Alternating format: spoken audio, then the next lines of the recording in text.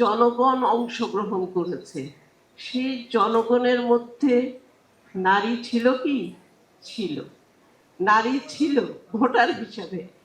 আমি রোকেয়া সাখাওয়াত হোসেনের সুলতানার স্বপ্নে একটু ফিরে যাই, নারীর স্থানের মতো। যদি এরকম হতো বাংলাদেশের কোন নারী ভোট না দিত, তাহলে চিত্রটা কি হতো?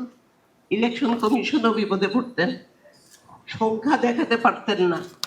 তাহলে এই জায়গাটাতে যদি নারী গুরুত্বপূর্ণ হয় ভোটার হিসেবে, আমরা যেরকম অ্যাকশনের অনেক কাজ করেছেন মাঠে প্রথম আলোর সাথে, আমরা কিছু উঠান বৈঠকে যখন জিজ্ঞেস করেছিলাম নারীদেরকে, আচ্ছা ভোট না দিলে কি হয়, তা তো বুঝলাম আপা ভোট দিলাম না, কিন্তু আমার ভোটটা যদি আরেকজন দিয়ে দেয়, এই আস্থার সংকট ছিল, সেই সংকট আমরা কাটিয়ে উঠেছি।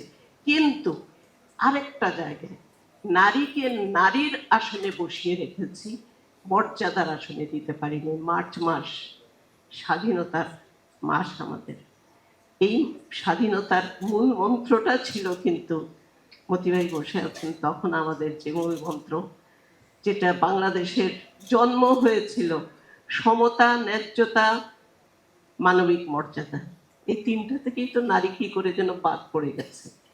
এই জায়গাতে আমি বলবো যে আমাদের এই সংগ্রাম কিন্তু চালাতে হবে, এবং আমরা নতুন প্রজন্মের দিকে তাকিয়ে আছি। ও নতুন যারা নির্বাচিত হয়ে এসছেন তাদের কাছে নারী হিসাবে শুধু না, আমাদের প্রতিনিধি হিসাবে শুধু না, এই সমাজের প্রতিনিধি হিসাবে তারা নারীর কথা বলতেন। আগে ছিলেন দলের প্রতিনিধি হিসাবে কথা বলতেন, এখন আমরা আশা করব নারী সমাজের প্রতিনিধিত্ব হয়ে শুধু নারী না, যারা পুরুষ আছেন তারাও কথা বলবেন, কারণ তারা আমাদের ভোটের মাধ্যমে এসছেন।